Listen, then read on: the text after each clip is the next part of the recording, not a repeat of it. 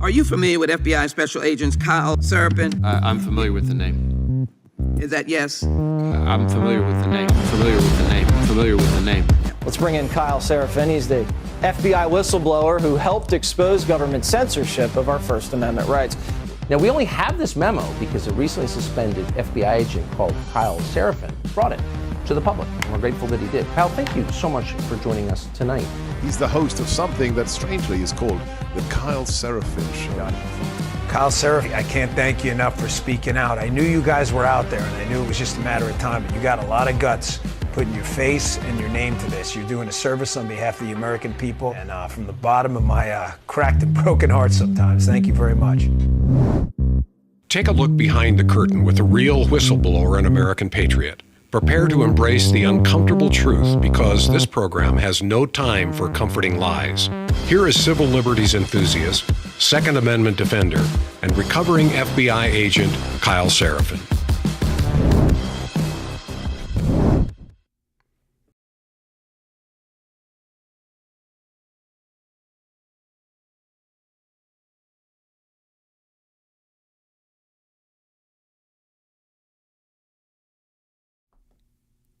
Whoa!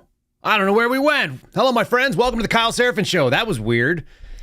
Screen just blanked on me. All right, so it is Wednesday. It is May the 8th, and we are getting rolling. Might as well start Weird Wednesday with something weird. And that was pretty weird on our tech end. Everybody just said the blackout. That's right. All right, folks, we are rolling live over here on rumble.com/Kyle Seraphin. Yeah, let me throw this up in the thing. You guys can see the chat going. You'll probably see some of these people, the black hole.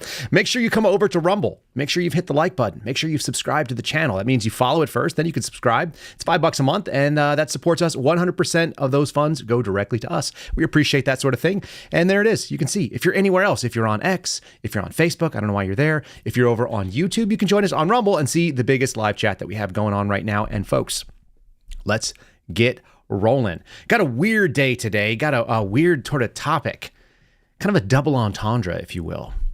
The double entendre is when a phrase means two things, one of which is a little bit more risque, generally speaking. Trump is under a gag order right now, in his case going on in New York.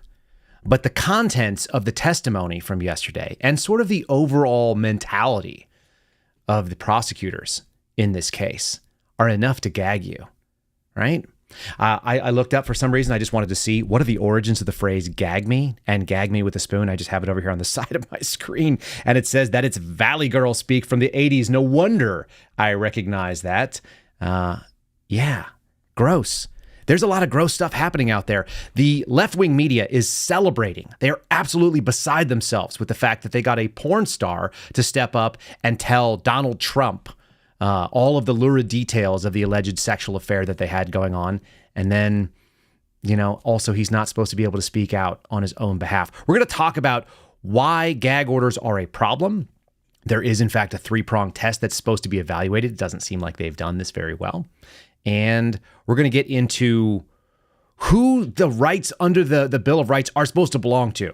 Surprise for you guys, a little bit of spoiler alert. It's not supposed to be the government. The government is not supposed to be protected from you. The government doesn't have any rights. People have rights, and we're going to talk about all that today. I want to say thanks to my friends over at Patriot Coolers. You guys want to see something cool? Check this out. Kaboom. 2 Patriot Coolers customized right now. You guys can go to patriotcoolers.com. You can get a tumbler. That's a 32 ounce. The 20 ounces look very similar, but they're a little bit slimmer. You guys can get this on a coffee mug. These are the suspendables items. If you get the 32 ounce or if you get the 20 ounce water tumbler, you can actually have it laser etched on to your tumbler. Very cool stuff. You can arrange more than one, as I did here. So these ones are end-bound to Garrett O'Boyle and Steve Friends, the founding Suspendables with me. If you guys want to get your own, check out patriotcoolers.com. Use the promo code Kyle, K-Y-L-E, so that you know that we sent you along. Promo code Kyle will save you 10%. $50 or more will get you free shipping. If you buy 2 of these things, you're going to be covered by that. You'll get the free shipping. You'll get 2 different options. You can hand one to a friend, one for you, one for your wife, one for a husband, etc. Very neat looking designs. And these are all GOB actual original designs that you can go and like I said, you can stack up to 2 of them on there if you do it right. That's kind of a neat way of looking at it. I'm kind of a big fan of these. So I sent some over to Steve. I sent some to Garrett. I sent some to me. They're inbound. We got the coffee cup as well. You can have it either screen printed on or you can have it laser etched. But man, it's a really cool looking product.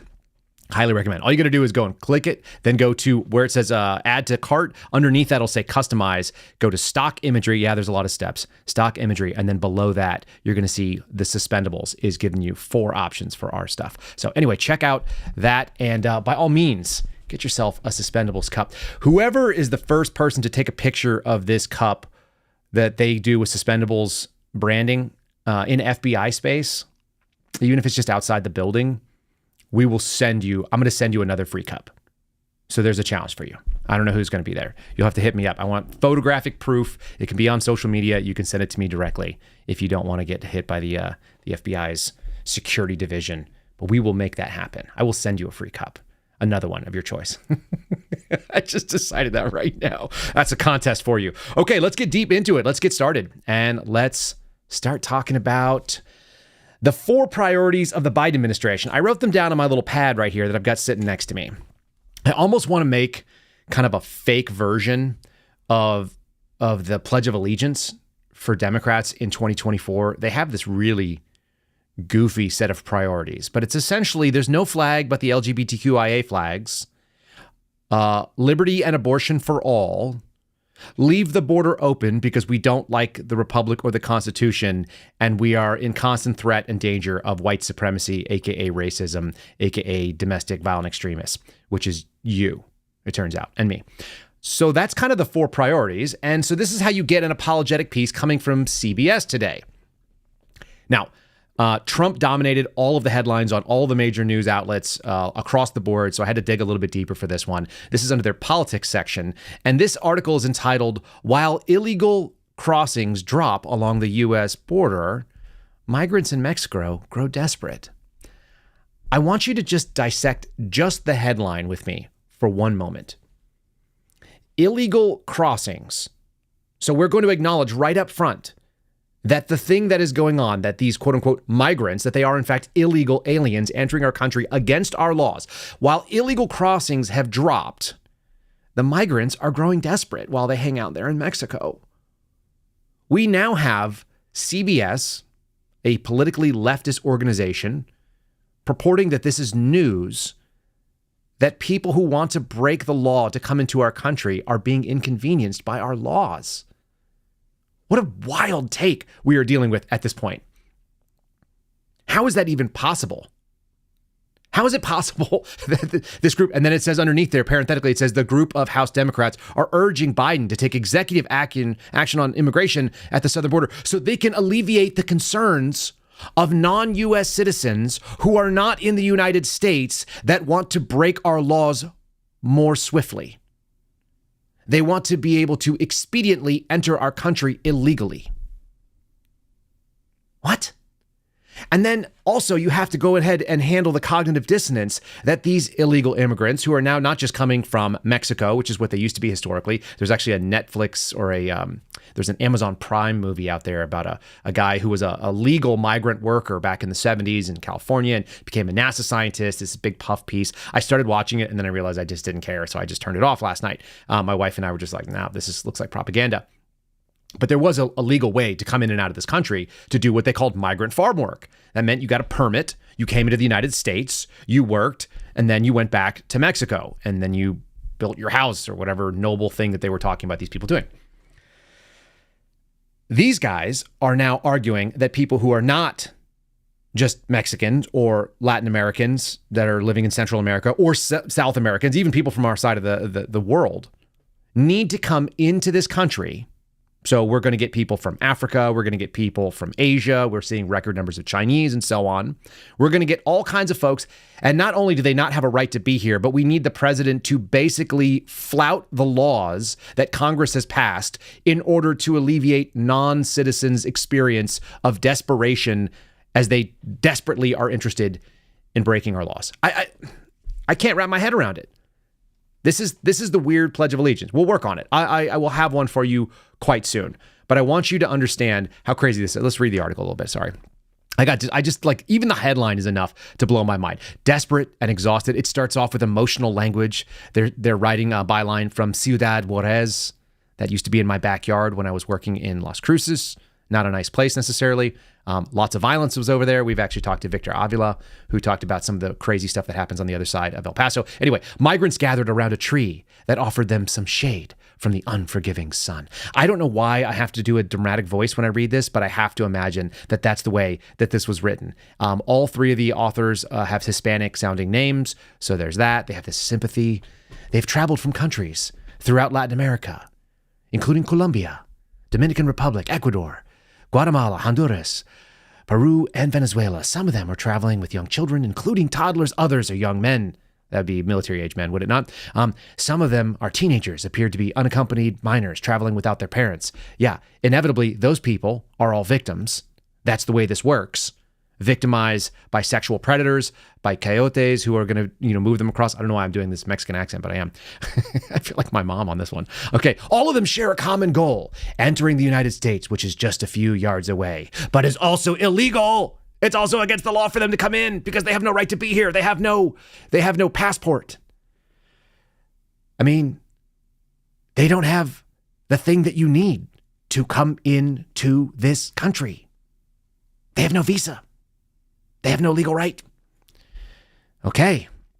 One of the migrant men said in Spanish, showing the CBS News cameras on how sharp the wire could be, "They're trying to kill us." No, they're trying to dissuade you from breaking the law, asshole. Like, what is that movie? I know it's Jim Carrey screaming it, but he starts screaming. He's like, "Stop breaking the law, asshole." Like that. Like, that's the attitude we should be having right now. How on earth are we defending this behavior? And they're writing all these sycophantic pieces to people that are non-U.S. citizens. In the meantime, these are the same quote unquote liberals, but progressive leftists, if you will. These are the same progressive leftists that are, bemoaning the plight of the poor in this country. So you can't really take both sides. Yeah, it was from Liar Liar. Thank you, Renzo. You can't take both sides of this argument. You can't say that people who have no right to be in this country, who are willing to work for less than the minimum wage and come in and work illegally, which overwhelmingly helps people who are very wealthy, if that's what they're looking for, and not most people want to do that, but you can hire people if you have means, right? It's people who have money that are doing the hiring in this world. It's not people who are destitute. It's people who have no money that are most impacted by illegal immigration. So how are you going to claim to be the party, like Democrats do, of the working poor, and then simultaneously give me this, "they're trying to kill us," of the migrant men? By migrant, we mean illegal alien men who have come into this country or attempted to come into this country, crawl across barbed wire potentially, and injure themselves because of their stupidity. Ben Shapiro used to talk about this on his program when I used to listen to him before he got COVID weird. And one of the things that he said is that in America, we can have open borders. We actually can. But we can't have it with a welfare state that guarantees you certain things. The American experience was always about one thing: a guaranteed shot at the ride. But people died on that ride all the time. I always go back to the same example, but you might as well get used to it. The example is that people came into this country and built the railroad and were buried under it, attempting to create a better life for their future, for their family and their future. That was the American dream. The shot at potential prosperity, the possibility, not the guarantee, but the possibility that you could elevate your status beyond what was going on in your previous country. We can have that. But what we can't guarantee is success for all. That's not part of the Pledge of Allegiance. That's not part of the thing that we agree on. It's not in the Constitution that you're guaranteed life, liberty, and happiness, which meant property. What you're guaranteed is the pursuit of happiness, is it not? That's what is supposed to be defended by the American system. You're supposed to have an opportunity to come here, but we took all that away when we started building the Great Society. The foundational sort of war on poverty eliminated our ability to have an open border. We can't do an Ellis Island, everybody shows up that's not too sick and doesn't get quarantined can come on in. That's not possible because we now have all these entitlements, right? Things that you and I have to pay for as taxpayers. And having just written that check in April, I know that I had to pay a chunk of my income that goes out to people, to run our government. We're not just running a government now. We're now also running this welfare state. And that's what these people, a lot of them, are attempting to get to. I never had a problem with people that wanted to come here and work. Some of the hardest working people in this country were immigrant families that came in with very little, came here the right way, busted their asses, and created their own version of the American dream, whether it was small little neighborhoods with little businesses. It didn't matter, like, if they came here and did that. But when you start bringing in people that have no access to law enforcement, that have no legal right to be here, you are creating a captive victim population. And the leftist argument doesn't work. They are using things like compassion and weaponizing it against you. It's fully crazy to me to think that compassion is the argument in this case, because there's nothing compassionate about bringing people in here that are going to be victims of crime. Let's imagine even just a simple idea. I've said this before, but 100 people come in this country. If one of them is a predator, they have 99 potential victims that they can sponge off and live off. And they will. And they do. And I have worked those cases. I have worked surveillance where we were wiring up sources who were being extorted for $20 a week. But if you extort 100 people for $20 a week, that's a pretty good income, it turns out. And if you do that to more than 100, because your little gang from MS-13 has a captive victim population that doesn't belong here and has no right to be here and had to crawl over barbed wire, and they're trying to kill us to get here, then you're going to end up with a bunch of people that are living in a nightmare in America, and we are bringing them here for it. There is no compassionate argument to be made. The left's arguments fall flat the second you get to second dimensional thinking. And this is one example of it. You can't be in favor of mass illegal migration and also try to be the party of the working poor. It's wild. But that is one of the tenets that we are seeing the Biden administration try to run for re-election on. We opened up the border. We need to open it up more. It's nuts. And then the second one, as I said, abortion for all. They're going to try to cover down on this. I had to dig a little bit here. This is an opinion piece written by Professor Mary Ziegler. She's from UC Davis School of Law in California, so no shocker here. Her concern is President Donald Trump just gave a revealing glimpse into his abortion stance, but it's not enough because they need people to be in lockstep ideologically on things that have already been decided by our Supreme Court are not a federal issue. It doesn't make any bit of sense. It's completely irrational. The Supreme Court has come and gone on this, did they not? That's what Dobbs just said. The odds of them overturning their own decision, minimal. It says the former president gave an interview with Time magazine was telling for both what he was willing to say and what remained unspoken. Because he toyed with the idea that there might be a federal push for a 15-week ban. This is a professor of law who apparently has given up her sanity and her understanding of what our Constitution says the powers of the presidency are. Nothing under the Article 2 powers that the president is entitled to have.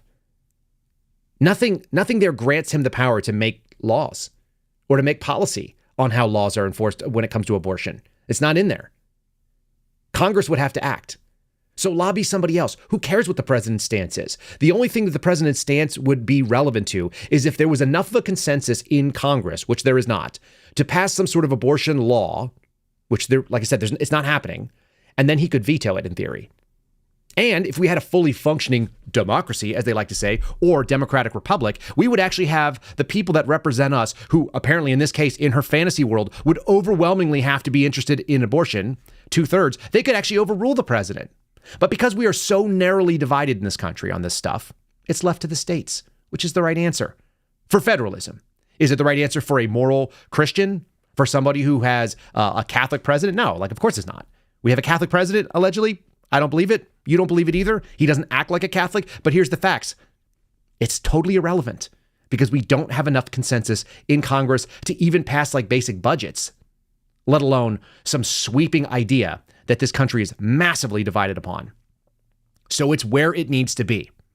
But this professor is making the argument. The problem with Trump is that he wants to go back to some 19th century obscurity. They want to go ahead and ban abortion for all, which would obviously destroy women and their ability to compete in the workplace. Maybe that was not a good experiment in America.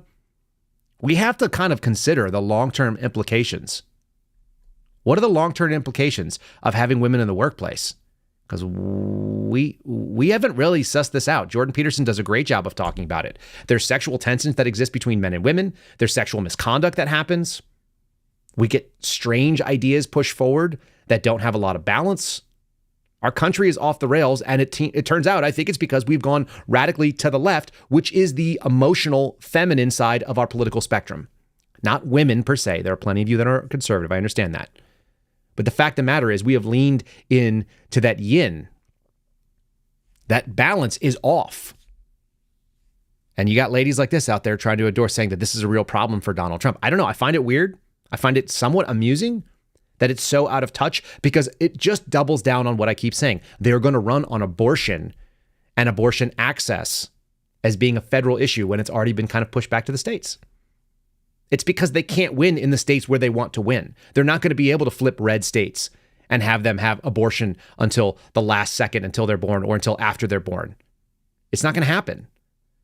So the left is more than happy to use the federal government to come in and tell everybody what needs to happen in their life whenever the federal government is the right tool. But sometimes they cry about the state, right? Every state should be able to remove Donald Trump from the ballot. These people can't make up their minds. As I said earlier, it's the same problem that you would have with trying to endorse the working class and then also illegal immigrants that come in and directly harm and cause worse problems for the working class. It's like the cognitive dissonance is so strong.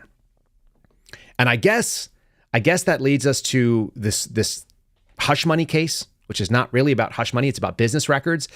It allows you to be the kind of person that wants it both ways. We're going to cover down on ABC, CNN, and MSNBC's take about the Stormy Daniels testimony. I want to kind of hit all of those. Before we do, I want to suggest to you guys that you can support our program by going to Matt Hat Jerky.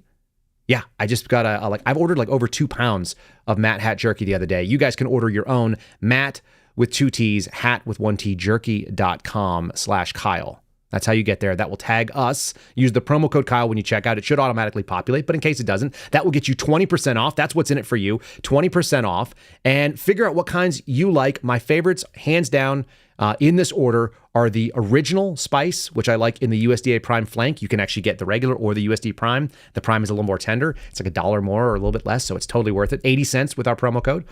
Then you can also get the black truffle, which is my second favorite, maybe my first favorite. And then last, and like a second, but fighting for excellence, is the roasted garlic flavor. So those are my 3 favorites. You'll have your own. I just had a family friend send me over picture of the Punjabi one, the Indian spice. Not for me, but it works for him, so that's cool. Guys, check out matthatjerky.com/Kyle, promo code KYLE. Save that 20%. Support the show. Get yourself a good snack.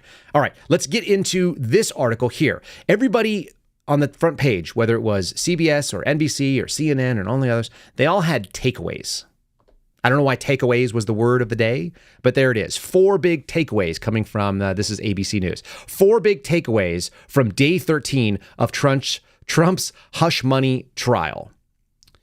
Now, again, if you get deep into what this trial is about, it has very little to do with the aspect that it is hush money. It's a falsification of business records. It's a movement of money that was in violation of a law that expired, and then they went back and did sort of this ex post facto, run back. So they're outside the statute of limitations, but they've charged it as a felony, and they're playing this game.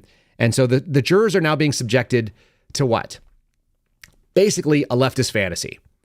They have a former president of the United States, hated by the political left, someone that they have basically attacked since the first second that he announced that he was going to run as a conservative, as a GOP candidate for president.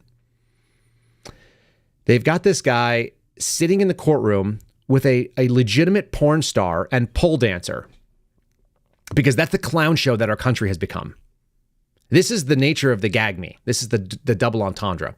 And we are being subjected to the lurid details that are being alleged, but haven't been proven and won't be proven in this case. It's just her testimony that she had sex with Donald Trump in a hotel room in 2006 in graphic detail, including position, including state of dress, including the way that they ended up on a bed.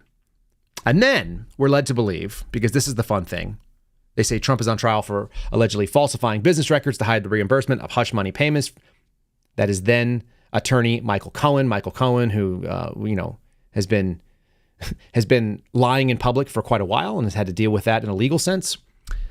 The former president has denied all wrongdoings. We have a presumption of innocence in this country, except when you're going to be tried in the state of New York.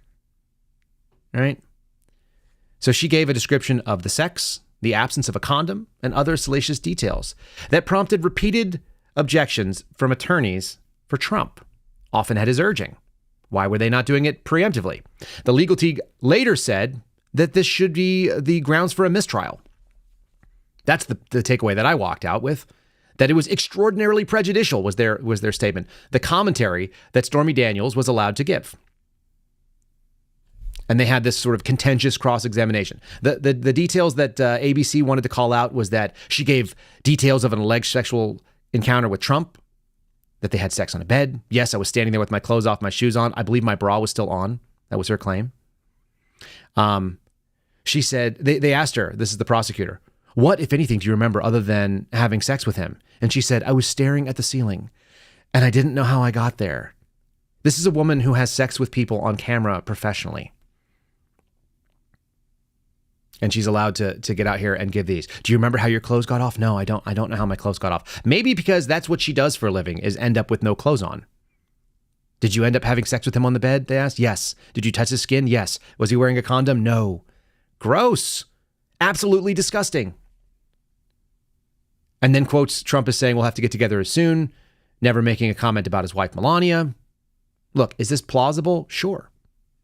Is it likely? I have no idea. And neither do you. Because she started talking about it in 2016, 2018. That's when the money was paid. Money is paid by wealthy people who have a lot for a lot of reasons. Who knows what this encounter was? Is it within Trump's sort of historical character to say that this is plausible? Yeah, for sure. Does it have anything to do with the way that the money was moved around in the business records? No. Do we need to hear about the sexual exploit? No, we do not. And so the statement was by Trump's attorneys is like, look, there's supposed to be guardrails when a witness is answering these questions. The government has just thrown them all to the side. How do you unring this bell? We should have a mistrial. And the judge, who has been very fair to this point, including gag orders, which we're going to talk about in a little bit. I'm being sarcastic, of course. The judge said, I don't believe we're at the point where a mistrial is warranted. Why? Because this is the goal. The goal is a humiliation, embarrassment, disgusting. The goal is smear. The goal is to shut the guy down and to make him endure everything possible. That's all they want. That's the whole purpose of this. The goal is to see if you can attack Trump in as many different possible ways financially, and then overwhelm him, flood the zone, so to speak, with all of the legal cases possible. Fraud cases, the garbage rape allegation that was going on, and the defamation case that happened for E. Jean Carroll. This is a criminal story about moving money around. Then you've got the classified documents stuff going on, which we're going to talk about a little bit later as well. It's got the same thing, the conspiracy to defraud Americans of their right to vote, which is weird because the conspiracy didn't have an underlying crime where it actually worked. So this was just a plan that didn't work, apparently, and we're going to run that. We're just going to throw everything against the wall at this guy over and over and over again. And we're going to have this woman who has discredited herself in public, who said that she signed a document in 2018 that many of you have seen. It's been running around social media. They're not allowed to talk about it in the case. It's under the gag order. But this is a document that basically was signed by Stormy Daniels saying that I never had sex with the president or former President Trump, which was apparently part of the agreement. In the testimony she gave, she stated, and I think we've got CNN's up there as well, so I'll show you that. In the testimony that CNN quoted, she talks about how she went on the Tonight Show. Was that what it is with Jimmy Kimmel? I'll have to look at what the actual name of Jimmy Kimmel's show is because I don't watch it.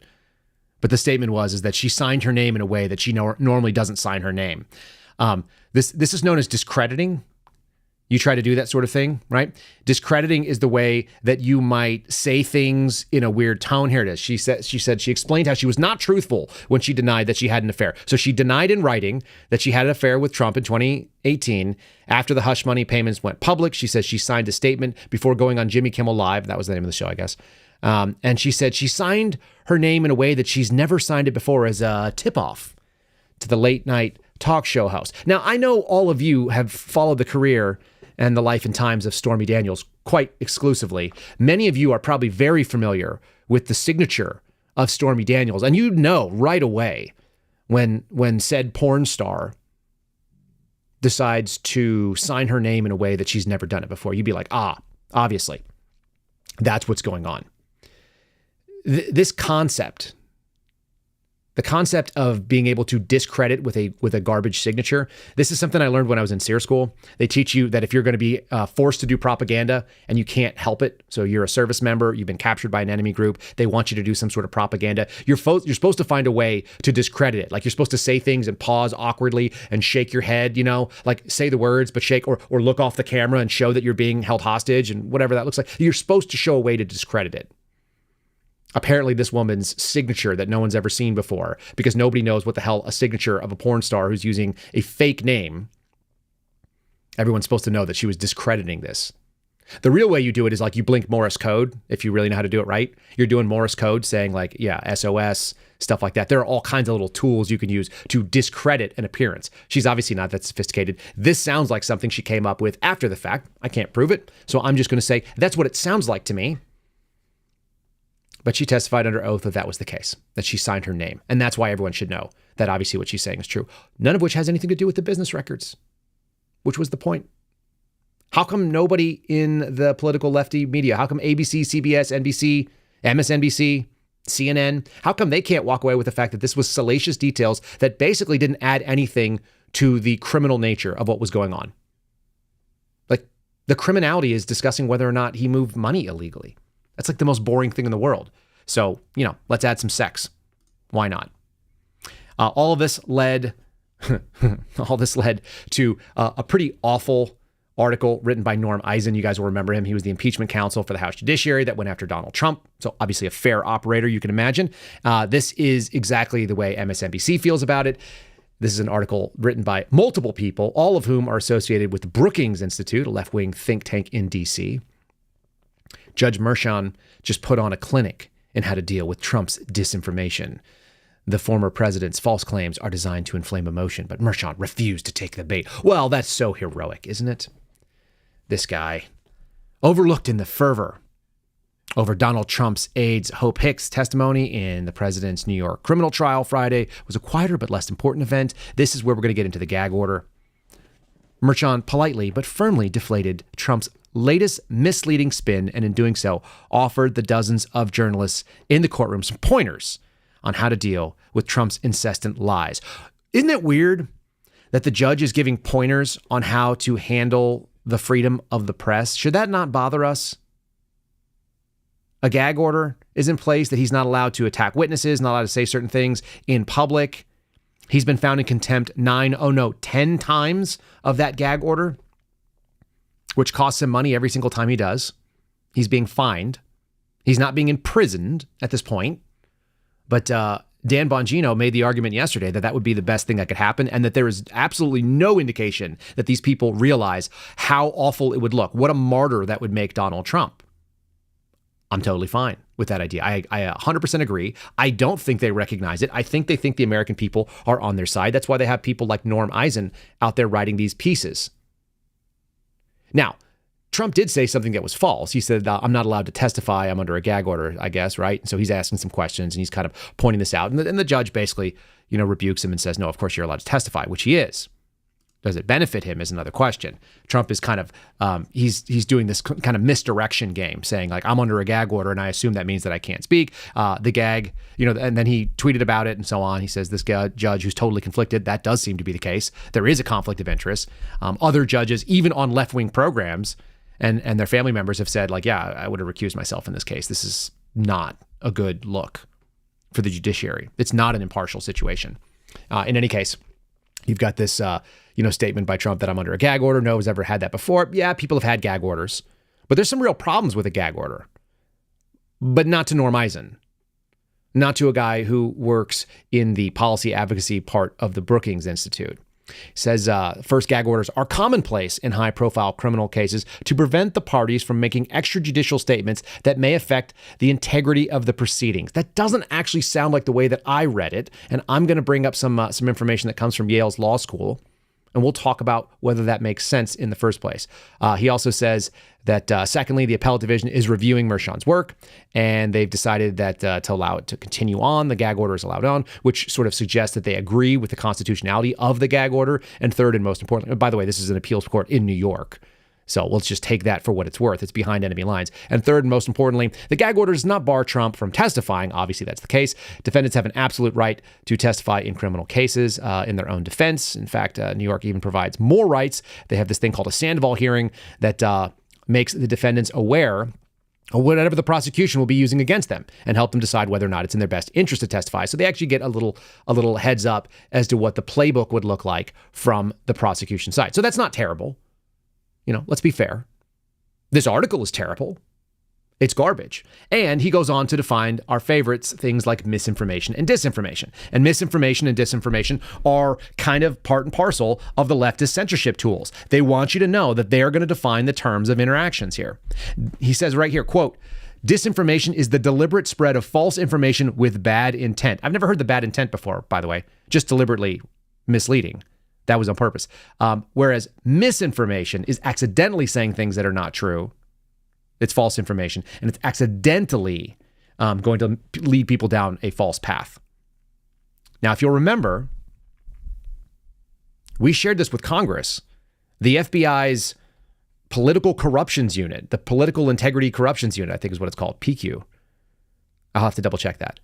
The FBI's analysts working there claimed that misinformation and disinformation related to an election was a federal election crime, which is false. It's not. And that just seems like we have a government that continues to be completely out of touch with the reason for the government. I don't think they get it. I don't think they're paying attention. I think that we are living in this post-constitutional world where they've abandoned the principles of what we're founded on because they're attributing rights that belong to the people. You always hear these people on the political right talking about we the people. That's like one of my pet peeves. You guys probably don't know that, but I really hate it when someone says, we need to figure out what we the people. No, it's like, what us the people, you clown? Like, it's us. What like, anyway, maybe not in that particular sense.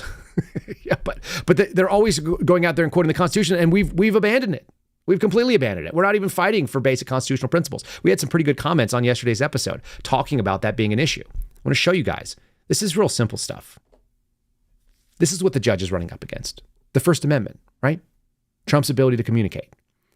Nothing in there says the government is supposed to have a right to a fair trial, by the way. We're going to talk about this. But First Amendment, Congress shall make no law respecting an establishment of religion or prohibiting the free exercise thereof. Now we know that you're not just free to practice your religion, but you're also you can't be you can't be held back from practicing a religion. It doesn't mean you have freedom of religion. We just have freedom to practice it, not freedom from religion. They don't get to remove it from everything. You're allowed to do it in public spaces.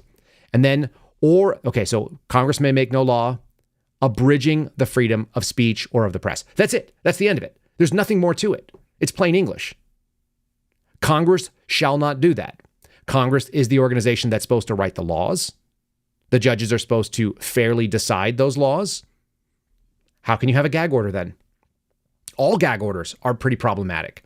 They've allowed them, but only in so much as it actually protected the defendant. That's actually supposed to be the way it works. And then, of course, you see that the right of the people to assemble, petition the redress of grievances, all these things, these are rights of the people. There are limits in the first clause or two clauses about what Congress can do. And the second part are the rights of the people to assemble and to petition, etc. Right? That's how these things are written. There's a little article that I had to call. This is actually from Trump era. I pulled up. This is an article entitled "When Silence Isn't Golden: How Gag Orders Can Evade First Amendment Protections." You see how this works together? This is written in 2017. So this is under Trump's presidency, for whatever it's worth, going back and discussing things like the O.J. Simpson trial and high-profile litigants, high-profile court cases where people have this huge public space, where they have this massive amount of celebrity and they can gather crazy amounts of attention. We've had some big cases in this country. I remember when the OJ trial was going on, they called it the trial of the century. But there's a trial of the century all the time. By the way, Norm Eisen, in that previous piece I referenced, referred to this as the trial of the century, even though it's just at the beginning of the century right now. We're already going to call it the trial of the century. The trial of the century is like some money got moved around potentially illegally by a lawyer who's been convicted of being dishonest, and a porn star who says that she discredited herself with a signature, like she was in SEER school, like she was a POW going on the Jimmy Kimmel show. Yeah. All right. So here we go. The gag order typically forbids individuals from talking about, publishing, or disseminating specified information. It can be imposed by parties to litigation to stop them from talking to the press, or on the press itself to stop them from publishing specific information. That's what's going on here. Again, this is coming from the Media Freedom and Information Access Clinic, which is the MFIA, within the Yale School of Law. Probably where most of these attorneys went. This is the salient part that I want to share with you. This is the part that is the biggest piece. In the 1976 case, Nebraska Press Association versus Stewart, the Supreme Court created a three-part test to evaluate the constitutionality of a gag order that stopped a newspaper from publishing any confessions of an accused murderer made to law enforcement. Whether the publicity, these are the parts here, okay? Whether the publicity would harm the defendant's right to a fair trial, okay? The publicity would harm the defendant. Whether the gag order was the least restrictive means possible to ensure fairness. So now we're worried about whether it's fair to the press, and whether the gag order would in fact be effective, whether they could actually do the thing they said. Those were the steps. Requiring a gag order to satisfy each condition, the court said, would ensure that both the First Amendment and the Sixth Amendment would be respected. The First Amendment meaning that there is a right to free speech and a right to the freedom of the press. That's what's being protected here. And you'll notice that the reason that they're interested in this, the first prong of this three-part test, is whether it would harm the defendant's right to a fair trial. Doesn't the defendant get to decide whether or not they're going to speak? Isn't that what it's supposed to be about? The whole point is to protect the defendant's rights. That's why we have a Fourth Amendment. That's why we have a Fifth Amendment, a Sixth Amendment, an Eighth Amendment. These are protections for the people. There's no protection for the government's case. There's nothing that is written to protect the right of the government to be able to bring effective prosecution. It's supposed to be hard. The burden is supposed to be difficult. This is my problem with FISA and the argument the FBI has been making. Oh, it'd be really difficult for us to do our job. Tough shit. It's supposed to be difficult when you invade the privacy of American citizens. Not the people that are crying on the other side of the border, by the way. That's not the people I'm talking about. Do whatever the hell you want to them. They're not American. They don't get that privilege. But if you're going to go and invade the privileges of Americans, whether they are standing trial, whether they're involved in something nefarious, you still have the burden of proof on the government side. It's supposed to be difficult to go and infringe on their civil liberties. Those privacies that are supposed to be out there that are protected. And they're out there trying to protect the prosecution's case because they're afraid Donald Trump, who has a massive microphone and the ability to share a lot of information, should he so choose, and it will be covered by every single news outlet if it comes up. Every single news outlet will go and run it front page, whether they agree or disagree. We're supposed to have a presumption of innocence. We're supposed to operate from that position. And secondly, you're supposed to be worried about the rights of the defendant to a fair trial. That's the whole point. That's the purpose. Let me break away for a second, and we're gonna pivot to another trial that's going on, or another case that he's dealing with, because Donald Trump is just dealing with law after law after law in jurisdiction after jurisdiction. Let's go and just recommend. I just got the shipping notification, guys, from mypillow.com. You guys can go to mypillow.com/Kyle. I got the email yesterday. They have shipped out my towels. I think I bought 3. I don't know why I bought 3. That seems like a weird number. I should have bought 2 or 4. But I bought 3 massive bath sheets, which are like 5.5 feet on one side and 3 feet on the other, like huge wraps. I promise you I will not do a show wearing them, but I will give a full report because they have been reported to be very absorbent, and hopefully they're not too soft because I don't like that. mypillow.com/Kyle if you want to go and get new bedding. If you're looking for towels and toiletry type items, you can get slippers and slides, so on and so forth, supporting Mike Lindell and the American workers who are not illegal immigrants as far as I can tell. mypillow.com/Kyle. Promo code Kyle will save you up to 50% on the pillow. On the towels. I actually got 30%. I did the calculation yesterday, so I got a 30% discount using that promo code, and it was my own promo code. Go figure. What a weird world. All right, I want to pivot into this second thing, because this is the other big news, which it should also be out there. Judge indefinitely, this is coming from CBS, indefinitely delays Trump classification or classified document trial. So that's kind of interesting. Why would that be? By the way, the government was arguing that they wanted to get this thing done. This is Jack Smith's piece down in the district in Florida. The district judge is Eileen Cannons, who seems to be the most fair of all of them so far. It's the easiest place for Trump to get a reasonable and fair trial. And so Eileen Cannons basically said, we're in no hurry. The right to a speedy trial is the right of the defendant. You know, like the people, like the reason that we're supposed to have. We're supposed to have protections for people against the government. The government is not given any rights or special abilities. So Cannon wrote this. The finalization of a trial date at this juncture would be imprudent and inconsistent with the court's duty to fully and fairly consider the various pending pretrial motions before the court. Essentially, there are some issues like the critical issues, which is the Classified Information Procedures Act, additional pretrial and trial preparations necessary to present the case to a jury. There's all these different considerations, mostly because Trump is tied up with a ton of different stuff right now and has petitioned the judge, hey, look, we'll deal with this when we deal with this. There's no imminent danger to anybody, by the way. This is not a violent crime. This is not a man who's going to go out there and hurt anybody. So let's just push it back a little bit. If he has to serve time, he has to serve time. Can we wait? And the prosecutor said, well, listen, everybody would agree that we could do this by summer. Like, let's do it by summer. Can we do it by summer? Can we get a speedy trial? Hey, the government has a right to a speedy trial. This is the argument that Jack Smith, the special counsel, was making. One thing the parties can agree on is that this case can be tried in the summer, said Deputy Special Counsel Jay Bratt. Jay Bratt's the same guy we covered, was it yesterday or the day before, with Julie Kelly's piece? Jay Bratt was the one who looks like he kind of fabricated some information stating that they found those classified document cover sheets. Well, we actually brought them. We laid them out, and we actually staged a photograph. We did propaganda. So the government can do propaganda, but Trump can't do any in his own defense. We're talking about something that's not fair. This is why people are starting to gravitate towards this more and more. This is why all of these prosecutions are going to end up backfiring. The only way this works is if they actually put him in prison, and he might even get elected from jail. I think Steve Friend and I are in agreement on that. We've talked about this quite a bit. The worst thing that the Democrats could get is actually to land this fish, because it'll sink the boat. If they land the fish of Donald Trump being convicted in one of these wonky BS cases, then he probably gets elected by a landslide. And if he goes to jail over free speech, man, that's a suspendable move, is it not? The right thing is that you speak and you know that there may be a cost. Right now, he's paying like $10,000 per infraction. Let him just go.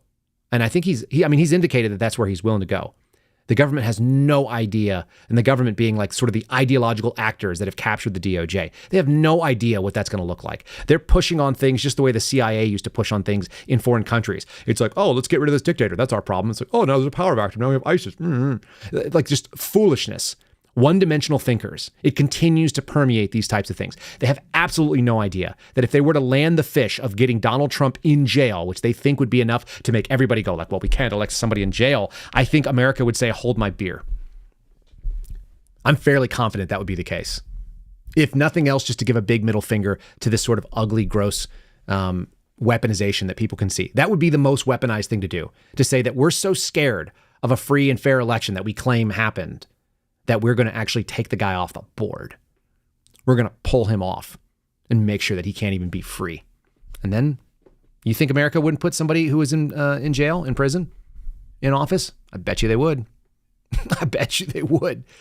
So anyhow, the same attorneys that are arguing up on the Stormy Daniels BS are also dealing with this thing. And so they've been given a reprieve.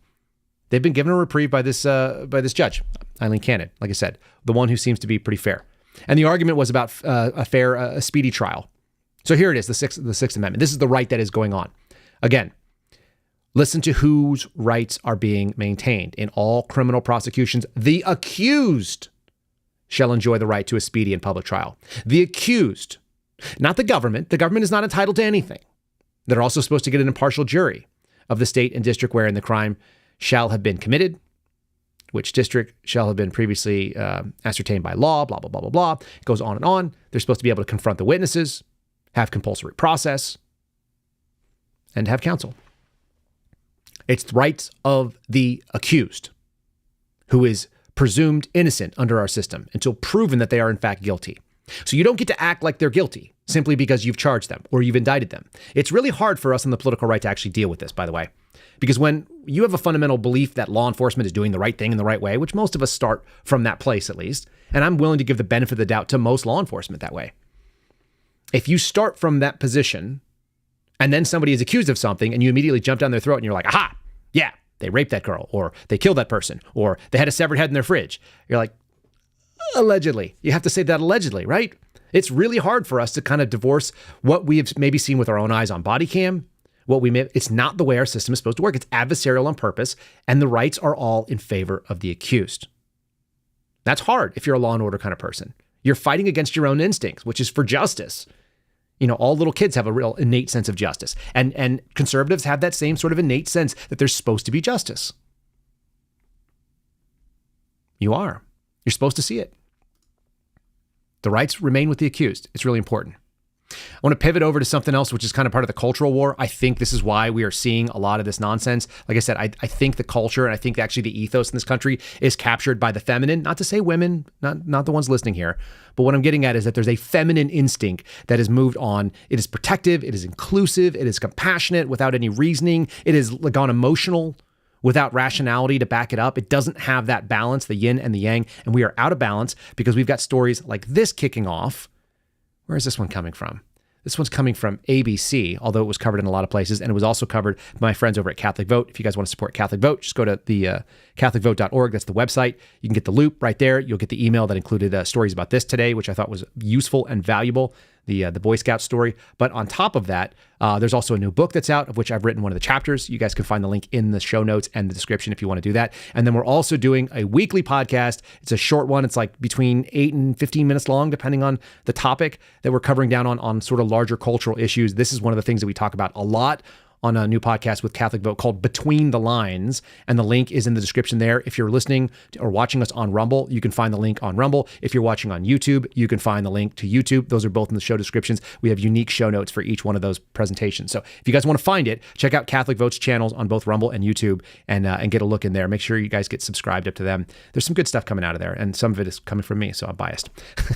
All right, here's the story. ABC. The Boy Scouts of America. BSA. How many times have we seen that with the fleur-de-lis? 114 years. Boy Scouts of America is rebranding. Here's why they're now named Scouting America. Let me just break it real quickly, what it's down for. The reason it's called Scouting America, we're showing a girl wearing a Boy Scouts uniform. Why the future matters most, the future of scouting, is a little talk she's doing. It's a picture. She's standing in front of a crowd. The reason why that they're renaming it is because women have muscled their way into men's spaces, and now men are muscling their way back into women's spaces, and we have lost the gender or the sex divide that's supposed to happen. There are some things that are supposed to happen. You're supposed to have boys hang out with boys when they're young. They learn how to be boys. And little girls are supposed to hang out with little girls. They need to have special spaces that are carved out where they can learn the roles that exist. The roles exist in society for a reason. They've always existed for a reason. Some of it has to do with physical strength and capabilities. Some of it has to do with their nature. Boys are cruel, and they push each other around. They settle fights, like disagreements with their fists. And then 5 seconds later, they're hugging. Girls hold grudges and do emotional damage. Go watch Louis C.K. He does a really good job of breaking down the difference of being a parent of boys and girls. Boys do damage to things that can be measured like a hurricane and property damage. And girls do like emotional damage that you'll feel for a long time. He has this really great breakdown. I am so disgusted. I was once in Boy Scouts a long time ago in the 80s. I spent a season in the Webelos, I think. There's a punk rock song that says, "I'll tell you something no one knows. I was kicked out of the Webelos." It's like, my daddy beat me with a hose because I was kicked out of the Webelos. And I actually, as I recall, my parents will have to check this one, but I remember being kicked out, or I left voluntarily. But I got into a fight with like the den leader. The den was run by a mom, by the way. And that, and to me, even going back that far, was a breakdown. Because there was a woman running a Boy Scout troop, a Webelos troop, which is before you're an actual Boy Scout, you go Cub Scouts and then you go Webelos. And I got kicked out because I got into a fight with the den leader's son, who was a bully, and he was picking on other kids, and he like pushed one of them down a hill. So I threw him down the hill, and then I remember not being there anymore. I also hit him in the face with a basketball, I think. Anyway, I had a sense of justice back then. But what's weird is we had moms running that thing. And I was kicked out. Or I left, whatever. Whatever happened, I remember I had a uniform, and then I never went back to it, and I've never once looked back and thought, oh, I wish I had that. We did another little kind of scouting thing, like Indian guides, me and my dad, my kid brothers. We'd go out there and, pick out trees and go do some like hatchet stuff. The sad thing is this was an American institution. I've got a lot of friends that were Eagle Scouts that spent time being around other boys and camping and learning like citizenship and the things that the Boy Scouts of America was supposed to be like a paramilitary type organization where you earned skills and you actually looked and said, I'm going to become a functional member of society. I'm going to be a educated citizen who understands civics, and I understand why the civics, and I'm going to have values imparted on me. Almost all of them were associated with churches, as I recall. Now we're going to go ahead and cross that line. We're crossing a line saying we're going to enter it. We're going to force girls into that. And this is not because girls didn't have their own thing. They did. There was Girl Scouts. Many of you have bought their cookies. Girl Scouts has a totally different focus. It's focused on what girls are interested in. It's so gross that we're seeing this time where we're going to destroy these things. And then you're going to, at the same time, try and have these like feminists. No wonder there's confusion about gender and sex roles in this country. You're pushing girls into something. Like, you want to be an Eagle Scout? Create it for the Girl Scouts. 114 years of tradition, flush down the toilet. And I know many of you will never support this again. And most of you won't put your kids into it. I sure as hell won't. They started saying this back in 2018, that they were going to let Cub Scouts have girls. And then they changed their flagship program. They made it Scouts BSA. They've been changing the name. They've been screwing around with it. Now there's 6,000 girls who are Eagle Scouts. Whatever. It doesn't mean anything. It's all a joke at this point. And you know what? It led me to this. This bothers me. This video came from CNN. I'm telling you, when the weak feminine isn't doing its job, this is actually manipulation being done by CNN, and I was obviously broadcast on there. It's just affirming that if you are not going to give in to the new gender requirements that are going on. So remember, we talked about there is an open border, right? White supremacy is everywhere. We've got to have abortion for all. And the last one is no flag except the tranny flag, like LGBTQIA flags over the American flag.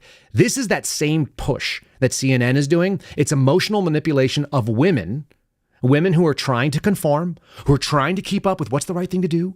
Should I be running a Cub Scout thing? Should I let my daughter into the Cub Scout group? Should I let my son become my daughter? And should I apologize to him for him basically being a weirdo who's probably gay and maybe was sexually abused, or maybe is just trying to conform? This guy doesn't look anything like a girl other than he has long hair. But we're going to see this little emotional manipulation video. I think I actually have look at this. This was on CNN's page, but it was also broadcast obviously on the network. Quote, I had to choose. A mom describes accepting transgender daughter. What are we doing here though? It's not just about that. Megan Cortez Fields is a transgender swimmer. This is a direct push against people like Riley Gaines. Has been swimming all her life. They mean his life. It's a dude.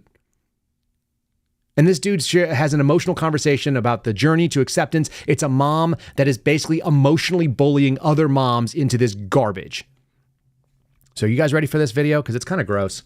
But also, it's really obvious. Like if you watch it with just the audio, you're going to hear this is just a gay guy talking, an effeminate male talking to his mom who is like sucking up to him because we don't have any flippant boundaries in this society. Like a dude can't go and swim against girls. That seems basic.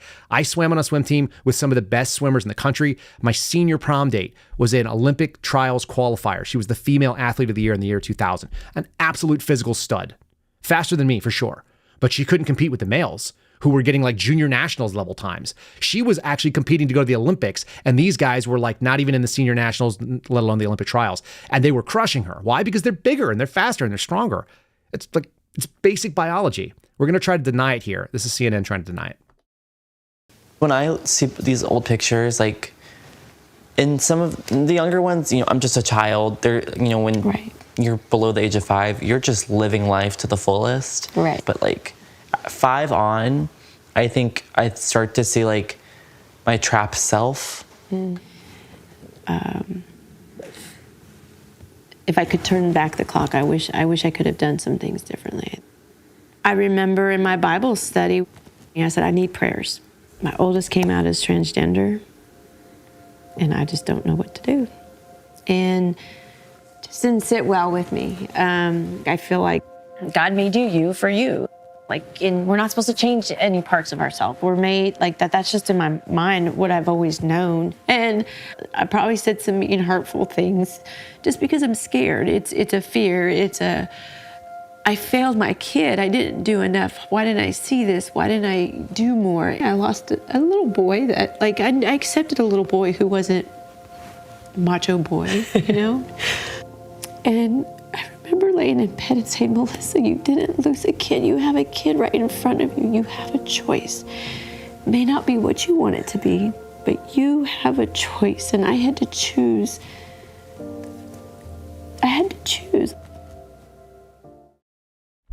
I wanted you guys to see the video, but moreover, I wanted you to see the use of Christian imagery and the appeal to God, because we are going to try to subjugate all the things that you know are real. Yeah, somebody just said in the chat, where's Dad? Yeah, where is Dad? Why is he wearing a cross around his neck? And why does he look like he's like a goth punk kid? I used to see people like this in punk rock shows. They were usually on stage wearing leather, just rocking. It's just today's sort of pushback. This is today's goth movement. This is today's, resistance is, against parents. You're going to just go and you're going to basically question what your genitals are for. The problem is that chemical castration is the side effect of a lot of this stuff. There's nothing Christian about what she's trying to do.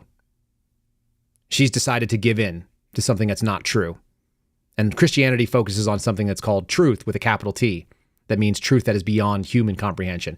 She's out there going after the human piece of it. It turns out, though, as I said, I was going to give you guys some weird stuff. It is a weird thing. There is both a fear. This is actually a result of the fear. We are attempting right now to see an emotional appeal to moms, because this is what they're really scared of. This is from Politico. You guys may have seen this already. Politico, from their magazine section, The Big Idea. Ooh, it's really good. This is a reporter who works on focuses of, go figure, immigration, surveillance, and the far right. This is Gabby DeValle. Gabby writes, the far right's campaign to explode the population. Guys, do you hear about this? They're worried about us outbreeding them. What have I been saying? Go out there, find someone to love, commit to them for life, and have some babies. Kaboom. The revolution. Gavin McInnes, who's a pretty funny guy and obviously used to be kind of like a weirdo lefty, whatever, back in the day. He was a guy that founded Vice Magazine. He's now seen as kind of like this firebrand conservative. It's only because he's countercultural. He's what I grew up as a sort of the punk rock attitude, which is that whatever you're going to tell me, I'm going to do something different. That was his attitude, I think. He's a little older than I am. But Gavin McInnes has stated that the most punk rock thing that you can do right now, punk rock being sort of like countercultural, counter society, pushing back against the quote unquote man, fighting the machine. The most punk rock thing you can do right now is get married to a person of the opposite sex, have babies with that person, stay with them, educate them, have a garden, and grow them up in a faith tradition. So that's what I'm doing. And that's what I recommend that you do. I will unabashedly stand behind this idea. But this is really funny because this is a fear. The right has a campaign to explode the population. By the way, we have negative population growth in this country, except for the illegals. So they're trying to actually have illegals come in and grow our population, but they don't want us to actually have babies because climate change or whatever the hell they're talking about, or white supremacy. It's a really funny little article.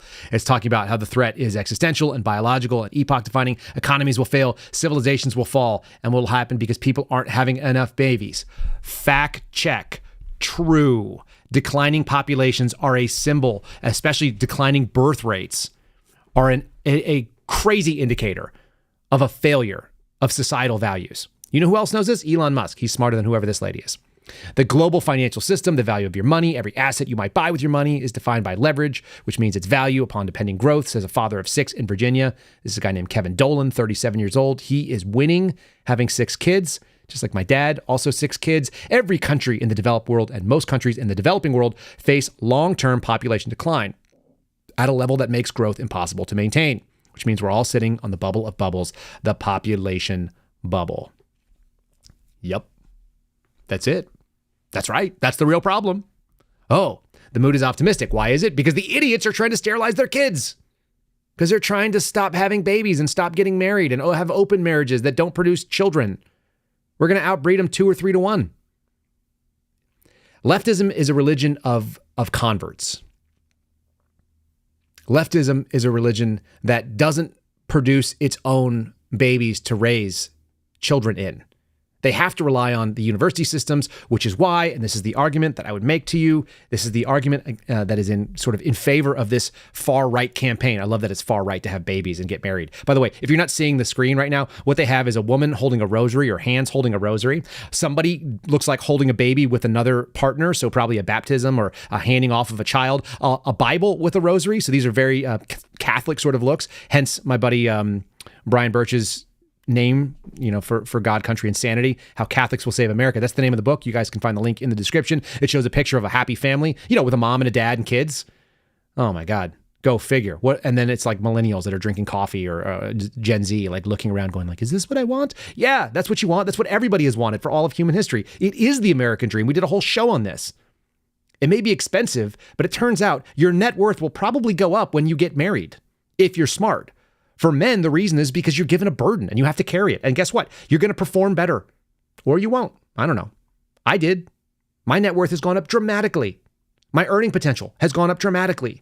My maturity level has gone up dramatically. I should have gotten married younger. I was dumb for a long time. I'm lucky enough that my wife and I Forrest Gumped our way into a successful marriage. Going on over a decade now with 4 kids. We got married way too late in the game, I would say. If we could do it. We both lament that all the time as 42-year-olds waking up with a baby in the middle of the night. It sucks. Somebody said in the chat earlier, I think Kyle has given up on sleep. Yeah, basically. But here's the other thing that's important. Here's a story coming out of Daily Wire. Decline by 9. Reading for fun plummets at age 9, data shows. By the time I was 9 years old, I was reading all the time. I would sneak off and read books. I would hold flashlights under my covers at night and read books. 9, 10, 11 years old. And they're saying it dropped off. And their claim in this article is a little bit about screen time and more about the pandemic. And so that you know what it is? It's that government schools are not pushing this sort of thing as where you decide to be most happy and where you can escape and let your mind create things. We're so lazy in this society that we don't even want to work for reading the page. I absolutely love reading. I've always loved reading. I don't have time to read the way that I used to, but sitting and reading fiction or even nonfiction was one of the biggest pleasures of my life for most of my life. And if you're not going to let 9-year-olds have that, like they don't have anything else to do. If they're bored, it's their fault. My 6-year-old daughter, she takes incredible pride in reading stories to her siblings. Part of that is because we've told them that it's really important. And we try to limit screen time. They don't have phones. They don't have tablets and any of that garbage. They occasionally get to watch television, more than we would like, probably. But you want to go out there and give your kids your values, take them out of public schools. Do you remember when you were in school and they would like wheel out a video machine? You're like, aha, we don't have to do any work. That was a rarity, not a standard. Kids are in front of computers all day long now. Even though apparently the governor of New York thinks that black kids don't know what computers are, which, by the way, that's another story. We'll maybe talk about that tomorrow. How silly. How silly. It's time for you guys to recognize that the government's job is to indoctrinate people into its own mindset, and that is leftism. So if you're not figuring out what the cost of homeschooling is, look for the second and third order effects. Whatever it costs you in daycare, whatever it costs you in packing meals instead of making them at home, whatever it costs you in your opportunity costs to outsource having your kids raised by somebody else for like 8 hours a day. At the very least, for the most formative times, like I guarantee you, almost all of you can teach your kids up to middle school. Most of you can probably teach up to high school level, especially today's high school and public schools. If you're paying for school, it's different. But consider what homeschooling looks like. That's the resistance. That's the most punk rock thing in the world. That's the campaign to explode the population with people that know what's up. Anyway, I just think it's fun. I think it's funny that that's what the left is most scared of. That's why they're trying to push back on school choice and all these kind of things, because they need useful idiots that are going to go after and be pro-tranny flag, pro-abortion. White supremacy is everywhere, and open the borders and let everybody in, even though we're worried about the poor. None of their stuff makes sense. You would understand that if you had a basic instruction in logic, which is what Western society is supposed to be built on. That and Christian values, super easy to do. Folks, that's the end of it for the day. What do you think? I think we've made some points today that should bother you. Remember, when you're out there hearing this gag order stuff, none of this stuff is supposed to benefit the government. Lastly, I'm going to suggest to you, if you guys want to support our program, or especially our friend Garrett, you guys can get the new Kyle Seraphin Show shirt, which I'm wearing right now in black. It's a pretty good looking shirt. Go to thesuspendables.com, promo code Kyle, K-Y-L-E. Again, thesuspendables.com. That's the merch store. Links are always in the description. You guys don't have to go too far. I got a palate cleanser for you. It's Weird Wednesday. We started off kind of weird. We started off with a blackout with the video not working, and I wanted to play another weird thing for you. Yeah, I'm going to play something that is a dad joke and also how people on the right roll, at least the weirdos do. Let's do a weirdo video. We'll break it down in just 1 second. Wait for the dad pun at the end. It's coming. If you're listening to this, you're going to have to go to the end of the show and watch it. I'm not even going to explain it to you. Here we go.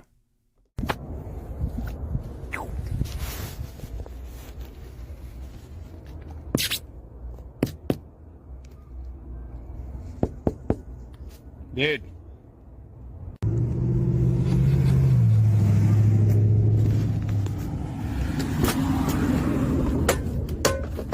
Why are you in my seat? You know better than to be in my seat. Get out of my seat. Yeah, not your seat. You're not driving. You're the navigator. Let's go. Keep going. No. Keep going. Keep going. Let's go. What? Florida people. Is this real? I know Steve Friend is a new Floridian, so maybe when you've experienced Floridian. Can you tell me, do you guys keep alligators as navigators in the front seat of your car? Man, can you imagine trying to carjack that car? You're going to go do Grand Theft Auto and suddenly you're face to face with like a 6 or an 8 foot long alligator hanging out in the front seat? Oh my God. That's a navigator. You got it? You guys got it. You guys all know. He had a harness on. That was his alligator. Like he kept that damn thing in his car. Who does that? You know what the upside to an alligator in your car is though, I guess? You don't really have to worry about rolling the windows down. They actually like it hot, don't they? Like they want it to be warm in there. You don't have to do like a dog. You got to roll the windows down. You got to leave the air conditioning on, or you have one of those crappy Teslas that has like a little thing. It's like, my owner knows I'm in here. Don't call the police to break the windows. Like I'll keep the temperature nice. I don't know if you've seen that, but there's like a big screen that tells you that there's a pet in there when people have their crappy little poodles. Dude, an alligator hanging out in your car. And I like that he calls him dude too. That's how I talk to my kids. I'm like, hey, dude, get out of my seat. Except he's talking to a freaking reptile. He's talking to like a flippin' monster. Oh, so weird. People in Florida, you guys are strange. You know who's not strange? Our 5-star reviewers, the folks that are giving us the 5-star reviews on Apple. We really appreciate it. All of you guys, go and leave your own 5-star review and I will read it on the show at the end here. This one is from 1961. Richie says, me like a lot. This is going to get a little weird because we're going to make an analogy here that I'm going to have to probably explain, but let me go. 5 stars. I have a dozen podcasts that I listen to, and Kyle is at the top of my podcast playlist. Thanks so much. It's just simply great. I love the way he and his team help expose the truth. By the way, the team is just me, for whatever that's worth, guys. Then here comes where it gets weird. If you have a painful boil, then apply some heat. This is like some medical advice for you. It will come to a head and it may rupture on its own, or it may need some minor surgery. Either way, pressure will be relieved and the healing process can begin. I think that's a reference to what needs to happen in this country, that we've got to apply pressure to some of the evils that are out there and expose the truth. And, it might be ugly for a little bit. I think that's what's being said. Otherwise, you've just gotten some like Dr. Poppet or whatever advice from the comment section here. We appreciate that. Anyway, 1961 Richie, thanks for the 5-star review. I appreciate it. Graphic, but also very helpful. And it is our goal to get into the top of your playlist for all your podcasts. So thanks so much for leaving that little 5-star review. That's it for today, y'all. You guys can always give us questions, comments, and don't forget sarcastic remarks by going to KyleSeraphin.com, the website KyleSeraphin.com. We're going to start building some more of that out. Make sure that you have liked, subscribed, and notified yourself when this podcast goes live, which it does at 0930 Eastern Time. That's 8:30 here in Texas, America, out of Liberty Hill, Texas, on every single weekday, unless something crazy happens, like the FBI kicks the door. You guys can support us by going to Patriot Coolers, going to Catholic Vote, going to MattHatJerky.com, MyPillow.com/Kyle, and our merch store at thesuspendables.com. All of those are always in the show descriptions. And like I said, the main website, if you want to send a message over to us, let's do it. We're going to raid the Dan Bongino show in just one moment. You guys will see us dump into the live chat. Thanks very much for joining us. I look forward to seeing you guys tomorrow on Thursday morning. And until then, God bless you and be safe. We'll see you soon. Thanks for listening to the Kyle Seraphin Show, streamed live weekdays on rumble.com/Kyle Seraphin. Follow Kyle on Twitter, Truth Social, and Instagram at Kyle Seraphin.